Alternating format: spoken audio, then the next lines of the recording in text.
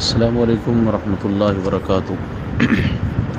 یہ جو حکومت نے اپنے زر خرید مولوی امیر تحریک لبیک یا رسول اللہ حافظ محمد سعد حسین رضوی دامت برکاتہم العالیہ سے ملنے کے لیے بھیجے ہیں، یہ حکومت کی ایک بہت بڑی سازش ہے اور جو انشاءاللہ تعالی ناکام ہوگی۔ وجہ یہ ہے کہ یہ وہ لوگ ہیں جنہوں نے اہل سنت و جماعت کو دیمک کی طرح چاٹا ہے، اور رافضیوں کے ساتھ ان کے پورے تعلقات ہیں، ایران کے پیسے پر یہ پلتے ہیں۔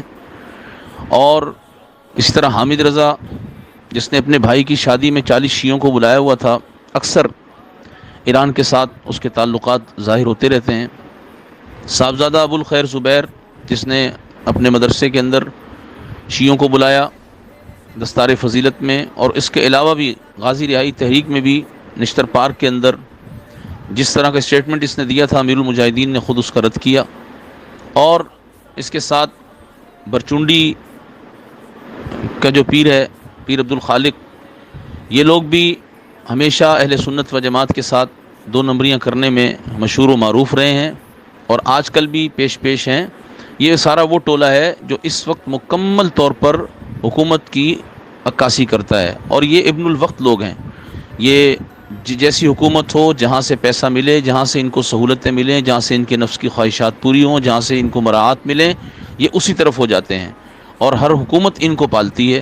لہٰذا اہل سنت و جماعت کے تمام غیور مسلمان ہوشیار باش رہیں، ان کے کسی سٹیٹمنٹ پر کان نہ دھریں۔ انشاءاللہ تعالی امیر المجاہدین کی روح پر نور کا تصرف ہوگا، اور فتح جو ہے وہ حق کی ہوگی، اور انشاءاللہ تعالی حافظ صاحب بھی اور ہماری تحریک کی شورا بھی انشاءاللہ تعالی بہترین فیصلہ کریں گے۔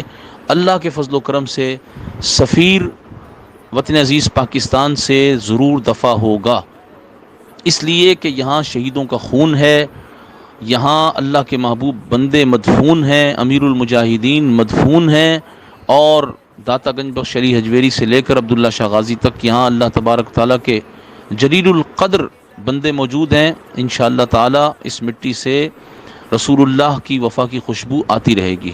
لبیک لبیک لبیک یا رسول اللہ، تاجدار ختم نبوت، زندہ باد زندہ باد زندہ باد۔